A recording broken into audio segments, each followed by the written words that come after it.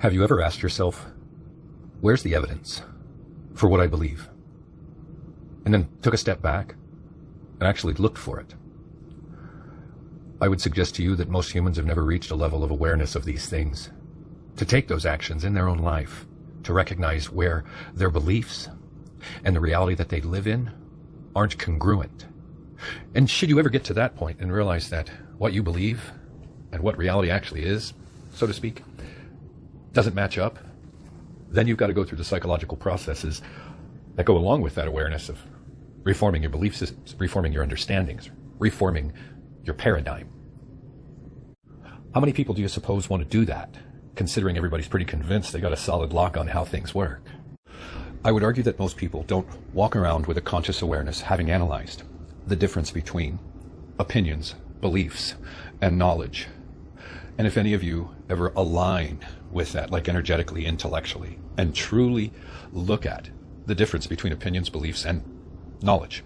You can throw a few things in there as well, perceptions, stuff like that, but most people are operating with a operating system that consists of beliefs, opinions, and very little knowledge. And I said it a few times already. To the degree that you have beliefs, you can be pulled by the strings that are attached to those beliefs. And if it's religious beliefs, you start tracing it back. You got your priest class, you've got your Jew class, because they're the ones that have been responsible for perpetuating much about these religions for kind of a long time. There are strings associated to just about every belief that we have. And where we have beliefs, because we haven't worked for the knowledge, we can be manipulated and those strings pulled by those who have been instrumental in ensuring that those beliefs get in your head. Now, for instance, your mom and dad might have put religious beliefs in your head while you were young, but ultimately they're doing the work for the priest class that know how to manipulate the human according to those beliefs. When you look at politics and you consider the way people have systems of belief relevant to that, there's an awful lot of things that fit the category of beliefs that humans haven't become aware of, that are the places and spaces in which the human can be deceived. That's why there's lies in the middle of your beliefs, meaning the word lie.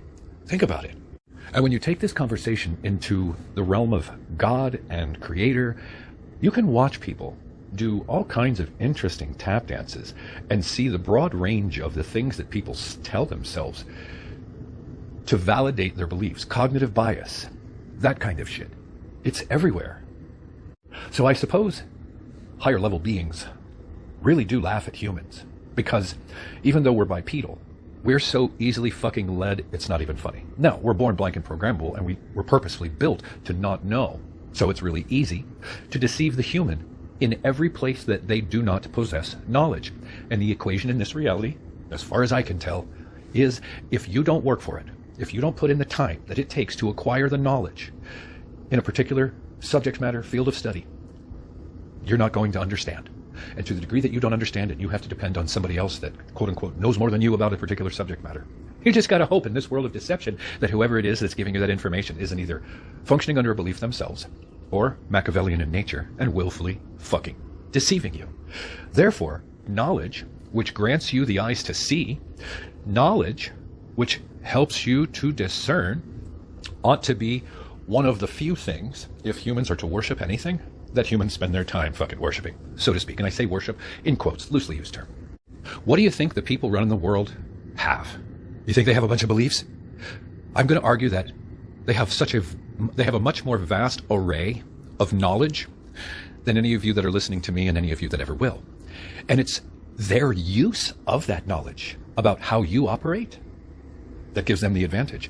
And it's your lack of knowledge and understanding of how you operate that allows these evil maggots to do what it is that they do, whether it's to you directly or to the rest of the unconscious bipedals in the herd that you're a part of.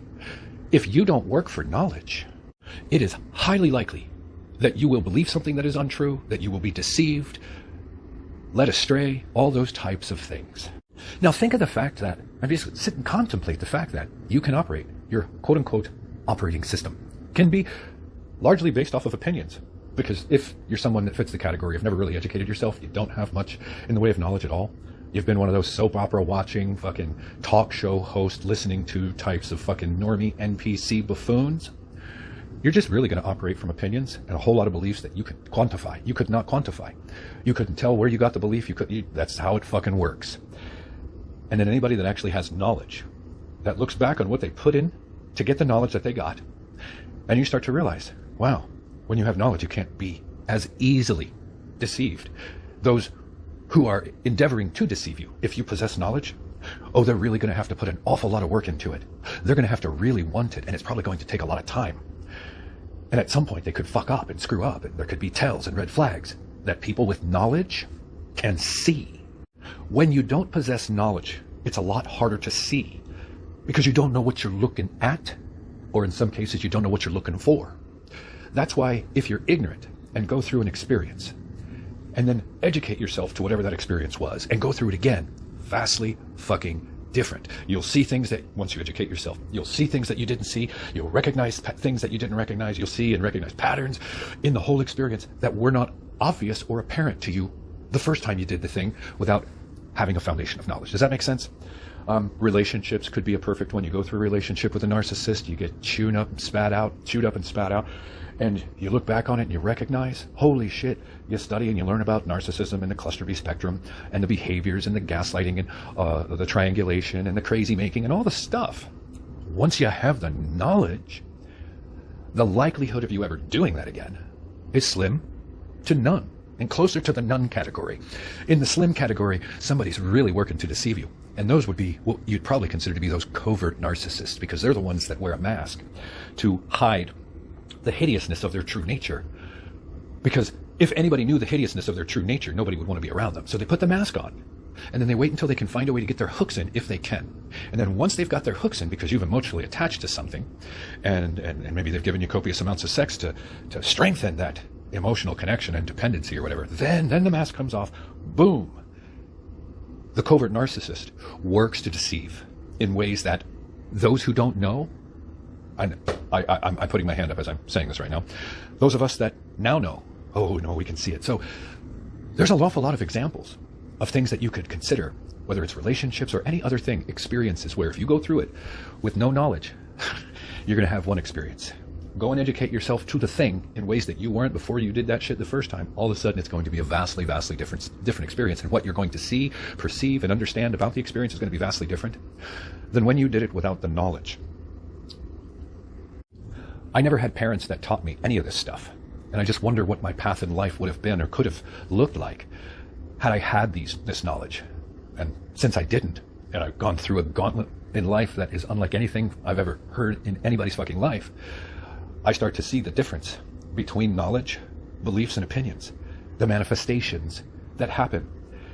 When I say that, I'm referring to when you have knowledge, you're just a lot wiser to certain things. Now, you can have all the knowledge in the world, and if you lack experience, unfortunately, there's still some weaknesses in your game, so to speak, no matter what it is, because there's certain knowledge that you couldn't possess without the experience that gives you the knowledge.